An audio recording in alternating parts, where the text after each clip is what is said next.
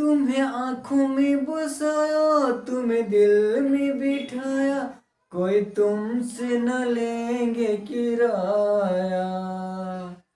ओ तुम्हें आंखों में बसाया, तुम्हें दिल में बिठाया, कोई तुमसे न लेंगे किराया। जादू जादू जादू। नमस्कार, आप सभी का स्वागत है। इस वीडियो में हम पढ़ेंगे कि हमारे संविधान के भागों के बारे में याद करेंगे, अनुच्छेदों को देखेंगे कि किस किस अनुच्छेद में कौन कौन से विषय दिए गए हैं और यह किस भाग के अंतर्गत रखे गए हैं। तो दोस्तों शुरू करते हैं और जानते हैं। एकदम बने रहिएगा आप, क्योंकि इस वीडियो में ही याद होने वाला है ये सारा चीज़।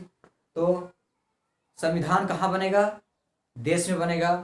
तो पहले क्या, भाग एक में देश में संविधान के लिए संघ और राज्य क्षेत्र का उल्लेख किया गया। भाग एक में संघ और राज्य का उल्लेख किया गया है कि संघ होना चाहिए। और संघ किससे बनेगा? राज्यों से मिलकर के देश बनता है। तो उसका प्रावधान किया गया भाग एक में। सबसे पहले भाग एक में क्या है? संघ और राज्य क्षेत्र। यह अनुच्छेद 1 से लेकर के 4 में है। पहला हो गया भाग। दूसरा भाग, देश में क्या चाहिए? नागरिक होना चाहिए। तो नागरिकता का प्रावधान किया गया भाग 2 में। और यह अनुच्छेद आपका हो जाएगा 5 से 11 में। नागरिकता का प्रावधान किया गया है। नागरिकों को फिर नागरिकता तो मिल गया लोगों को, उसके बाद क्या चाहिए? नागरिकों को अधिकार चाहिए। तो उसके बाद अधिकार का प्रबंध किया गया। तो यह भाग 3 में रखा गया। और अनुच्छेद 12 से लेकर 35 में मूल अधिकार को रखा गया। उसके बाद मूल अधिकार को इसलिए रखा गया जिससे कि देश में लोकतांत्रिक और राजनीतिक व्यवस्था का स्थापना किया जा सके। उसके बाद नीति निर्देशक सिद्धांत का प्रबंधन किया गया जिससे कि राज्य में, देश में सामाजिक आर्थिक लोकतंत्र की स्थापना किया जा सके। इसीलिए नीति निर्देशक सिद्धांत को रखा गया। तो भाग उसके बाद आएगा 4 में क्या रखा गया? नीति निर्देशक सिद्धांत, जो कि अनुच्छेद 36 से लेकर के 51 तक इसका उल्लेख है। उसके बाद भाग मौलिक अधिकार तो मिल गया और नीति निर्देशक सिद्धांत राज्यों को तो मिल गया। जिस नीति निर्देशक सिद्धांत को राज्य अपने राज्य में लागू करता है, उसके बाद नागरिकों को प्राप्त होता है। और मूल अधिकार जो स्वतः नागरिकों को प्राप्त हो जाता है। उसके बाद मूल अधिकार तो लोगों को मिल गया। उसके बाद लोगों को कर्तव्य भी होना चाहिए, तो कर्तव्यों को भी जोड़ा गया। यह संविधान के 42वें संविधान संशोधन जब आया था 1976 ईस्वी में, तो उस समय मूल कर्तव्य को जोड़ा गया। तो मूल कर्तव्य हमारे संविधान में कितने हैं? टोटल 11 है, जो भाग 4 के ए में रखा गया और अनुच्छेद 51 के क में रखा गया। उसके बाद तो हम लोग पढ़ लिए कि देश में क्या क्या देश के लिए चाहिए। नागरिक चाहिए, नागरिकों को अधिकार चाहिए, और उसके बाद कर्तव्य चाहिए। उसके बाद फिर क्या होगा? अब सरकारें होगा कि किस तरह से सरकारें चलेंगी, यह प्रावधान किया गया। भाग 5 में सरकार का प्रबंध किया गया। और सरकार कैसा? सरकार संघ सरकार यानी कि केंद्र सरकार का उल्लेख भाग 5 में किया गया है। वह अनुच्छेद कितने से कितने? 52 से लेकर के 151 में उल्लेख किया गया है संघ सरकार का। यह लंबा होने के कारण इसमें अध्याय जोड़ा गया है। अध्याय 1 में क्या है? अध्याय 1 में आपका है कार्यपालिका, यानी कि जितने भी संसद में कानून बनेंगे वह संपादित करेगा कौन? कार्यपालिका। उसका उपबंध किया गया है आर्टिकल 52 से लेकर के 78 में इसका प्रावधान किया गया है। उसके बाद अध्याय 2 जो हमारा है उसमें क्या है? संसद का व्यवस्था किया गया है। संसद का व्यवस्था किया गया है अध्याय 2 में।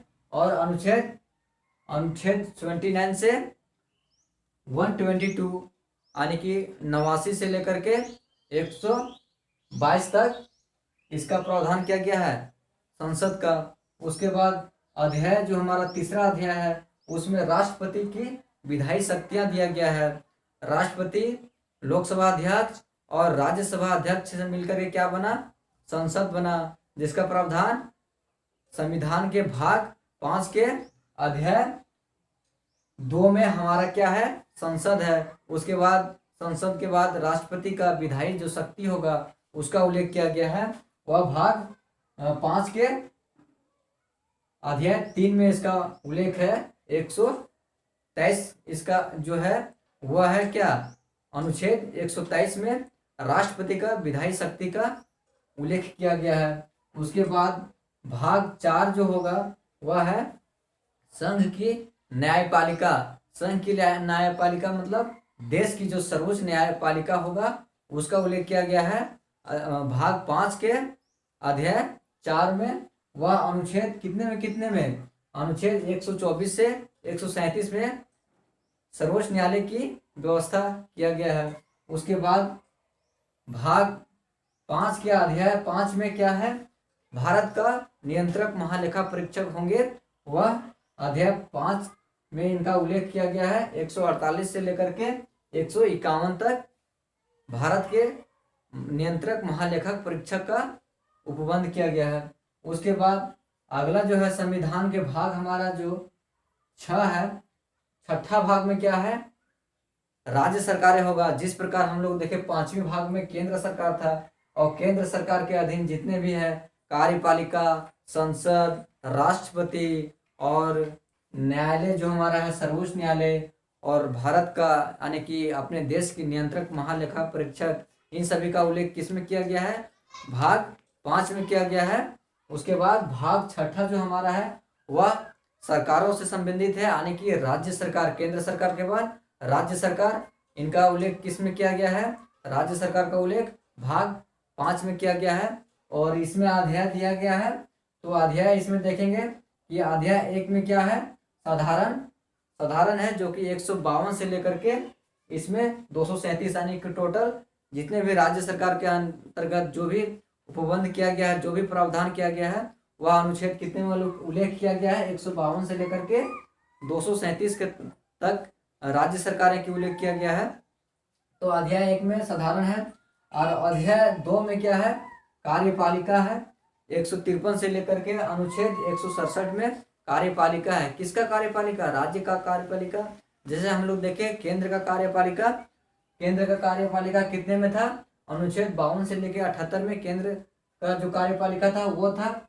और राज्य का कार्यपालिका कितने में है, 153 से लेकर के यहाँ क्या था 52 से 151 और यहाँ पे 153 से 167 में राज्य की कार्यपालिका होगा।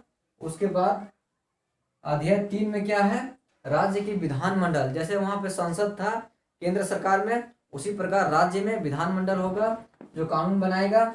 उसके लिए 168 से 212 अनुच्छेद में उल्लेख किया गया है। उसके बाद भाग 6 का जो अध्याय 4 है उसमें क्या है, राज्यपाल की विधायी शक्तियां होगा। जैसे कि केंद्र सरकार में राष्ट्रपति का विधायी शक्तियां था, उसी प्रकार राज्य सरकार में राज्यपाल की विधायी शक्तियां होगा। वह उपबंध कितना में दिया गया है, 213 अनुच्छेद है। अनुच्छेद 213 में राज्य सरकार की विधायी शक्तियां का उल्लेख किया गया है।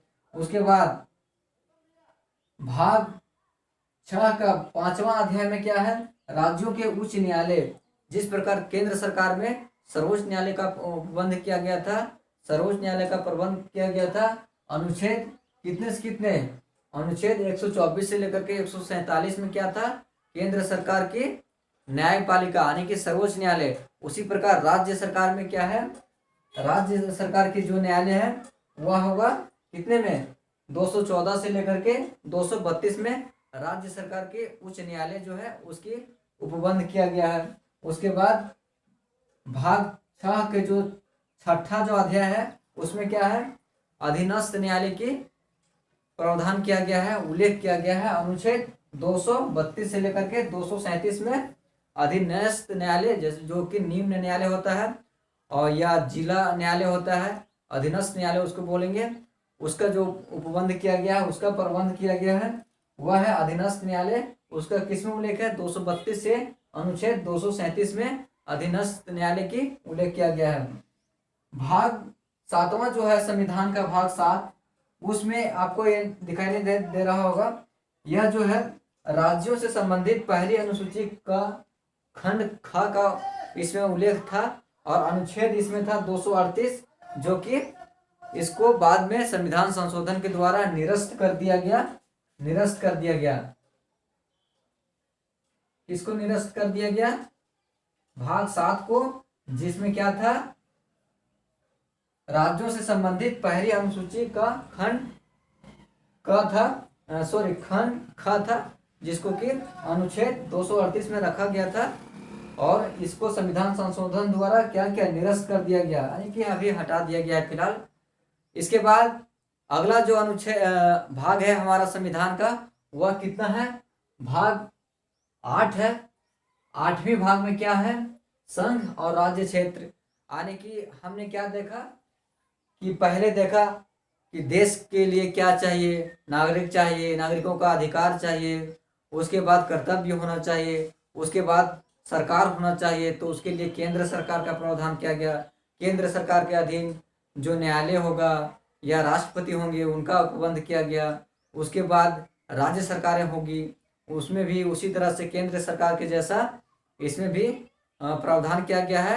भाग राज्य सरकारों के भाग के लिए 6ठा भाग में राज्य सरकारों को दिया गया है। उसके बाद अब क्या होगा, 8वीं में भाग जो 8 है हमारा, उसमें राज्य तो हो गया और केंद्र सरकार राज्य सरकार तो हो गया। उसके बाद जो बचेगा वह जो होगा राज्य सरकार के अलावे संघ राज्य क्षेत्र जो होगा, जो राज्य ना होकर के जिस पे अधिकार संघ सरकार को केंद्र का होगा, उसका जो प्रबंध किया गया है वह किस भाग में रखा गया है, भाग 8 में रखा गया है, संघ राज्य क्षेत्र। यह अनुच्छेद कितने में, 239 से 242 में संघ राज्य क्षेत्र का उल्लेख किया गया है। अगला जो है संघ राज्य क्षेत्र तो हो गया। उसके बाद अब क्या है कि गांव स्तर में और विकास के लिए गांव स्तर में क्या होना चाहिए, पंचायत का गठन होना चाहिए। तो वह भाग 9 में रखा गया है, क्या, पंचायतों का उल्लेख किया गया है। और अनुच्छेद कितना में, 243 से 243 न में क्या है, पंचायतें का उल्लेख किया गया है। इसी में पंचायत के बाद आपका आता है भाग जो 9 का क है और भाग 9 का ख, यानी कि भाग 9 जो हमारा है उसी में पंचायतें हैं, नगर पालिकाएं हैं और सहकारी समितियां हैं। सभी का अनुच्छेद जो है वह है 243 और इसके बाद इसमें खंड जोड़ा गया, 243 खंड जोड़ करके इसको रखा गया है। तो 243 जो है उसमें न तक जो है वह है पंचायत और 243 त से लेकर के 6 में क्या है, नगर पालिकाएं और 243 ZH से लेकर के ZT तक क्या है, सहकारी समितियां। और यह भाग क ख इस तरह से बढ़ते गया। तो ये आराम से हम तीनों को एक साथ याद कर लेंगे। उसके बाद अगला जो है भाग 10 भाग, उसमें अनुसूचित और जनजाति क्षेत्र का प्रबंध किया गया है। इसका उल्लेख अनुच्छेद 244 के क में किया गया है। अगला जो है भाग 11, उसमें क्या है, संघ और राज्यों के बीच संबंध, यानी कि केंद्र सरकार और राज्यों के बीच जो संबंध होगा उसका उल्लेख किया गया है। भाग 11 के अनुच्छेद 245 से लेकर के 263 तक उल्लेख किया गया है, क्या, संघ और राज्यों के बीच संबंध। अगला जो है इसी में अध्याय है वह है, पहला अध्याय जो है वह है विधायी संबंध, यानी कि केंद्र और राज्य के बीच विधायी संबंध होगा। वह भाग 11 के अध्याय 1 में रहेगा और यह अनुच्छेद 245 से लेकर के 255 में इसका उल्लेख है, किसका, विधायी संबंध जो होगा केंद्र और राज्य के बीच। अगला जो है अध्याय 2, इसमें क्या है, प्रशासनिक संबंध, केंद्र सरकार और राज्य के बीच क्या प्रशासनिक संबंध होगा, इसका प्रबंध है। अध्याय 2 में और अनुच्छेद 256 से लेकर के 263 तक प्रशासनिक संबंध का प्रावधान किया गया है। अगला जो हमारा भाग है संविधान का वह है 12, यानी कि 12 भाग में 12वां भाग में क्या है, वित्त, संपत्ति, संविदाएं और वाद। भाग 12 में क्या है, वित्त, संपत्ति, संविदाएं और वाद। यह अनुच्छेद 294 से लेकर के 300 में प्रावधान किया गया है। भाग 12 में वित्त का प्रावधान कितने में किया गया है, 264 से लेकर के 291 में इसका उल्लेख किया गया है। किसका, वित्त का। और ऋण लेना का कितने में है, ऋण का प्रावधान किया गया है 292 से लेकर के 293, यानी कि राज्य सरकारें हैं वह केंद्र सरकार से ऋण ले सकता है। इसका उल्लेख किया गया है भाग 12 में अध्याय 2 के तहत और अनुच्छेद 292 से लेकर के 293 में। अगला जो अध्याय है हमारा वह है अध्याय 3। इसमें क्या है, संपत्ति, संविदाएं, अधिकार और बाध्यताएं क्या होगा, और अधिकार कैसा होगा, संपत्ति से संविदाएं, अधिकार, ये सबसे इसका उल्लेख किया गया है अनुच्छेद 294 से लेकर के 300 में उल्लेख किया गया है। क्या, भाग 12 के अध्याय 3 में संपत्ति, संविदाएं और अधिकार, बाध्यताएं और अधिकार का उल्लेख किया गया है अनुच्छेद 294 से लेकर के 300 में। और संपत्ति का अधिकार, इसको संविधान के संशोधन द्वारा जोड़ा गया था, 42वें संविधान संशोधन में जोड़ा गया था। संपत्ति का अधिकार वह जो है पहले यह मौलिक अधिकार में था, उसको वहां से हटा करके कानूनी अधिकार इसको दिया गया और अनुच्छेद 300 के क में इसको रखा गया भाग 12 में। अगला जो है भाग 13, इसमें क्या है, भारत के राज्य क्षेत्र के भीतर व्यापार, वाणिज्य एवं समागम की व्यवस्था है। वह अनुच्छेद कितने से कितने, 301 से लेकर के 307 में क्या है, भारत के राज्यों के क्षेत्र भीतर, यानी कि भारत में है एक राज्य से दूसरे राज्य के भीतर आप क्या व्यापार कर सकते हैं, वाणिज्य और समागम की व्यवस्था कर सकते हैं। इसका उल्लेख भाग कितना में है, 13 में है, अनुच्छेद 301 से 307 में है। भाग 14 जो है संविधान का, उसमें है संघ और राज्य के अधीन सेवाएं, यानी कि केंद्र सरकार और राज्य सरकार की जो भी अधीन सेवाएं हैं उसका प्रबंध किया गया है भाग 14 में। तो यह अनुच्छेद कितने से कितने, 308 से, अनुच्छेद 308 से लेकर के 323 में, 308 से लेकर के 323 तक क्या उल्लेख है, संघ और राज्यों के अधीन सेवाएं। इसमें अध्याय है, पहला जो अध्याय है उसमें सेवाएं हैं जो कि 302 से लेकर के 308 से लेकर 314 तक जो अनुच्छेद है उसमें क्या है, सेवाएं है केंद्र सरकार और राज्य सरकार की, उसका इसमें उल्लेख है। और अध्याय 2 जो हमारा है, 14 का अध्याय 2 है, उसमें क्या है, लोक सेवा आयोग, यानी कि केंद्र सरकार की लोक सेवा आयोग और राज्य सरकार की लोक सेवा आयोग, इसका जो उपबंध किया गया है, प्रावधान किया गया है, वह अध्याय 2 में है। और अनुच्छेद 315 से लेकर के 323 में क्या है, लोक सेवा आयोग। किस भाग में, संविधान के भाग 14 में अध्याय 2 के तहत क्या है, लोक सेवा आयोग, राज्य सरकार हो या केंद्र सरकार की लोक सेवा आयोग, इसका उल्लेख है भाग अनुच्छेद 315 से 323 में उल्लेख है। अगला जो हमारा संविधान का भाग है वह है 14 का क जो है, उसमें अधिकरण दिया गया है। अनुच्छेद अधिकरण में अनुच्छेद 324 से लेकर के 329 का क तक क्या है, अधिकरण है। उसके बाद भाग 15 जो है उसमें है निर्वाचन आयोग। निर्वाचन आयोग का व्यवस्था भाग कितने में है, 15 में है। और अनुच्छेद कितने से कितने, अनुच्छेद 324 से लेकर के 329 क तक क्या है, निर्वाचन आयोग भाग 15 में। अगला जो है भाग 16 जो है संविधान का, उसमें है कुछ वर्गों से संबंधित विशेष प्रावधान। इसमें क्या है, अनुच्छेद 330 से लेकर के 342 तक।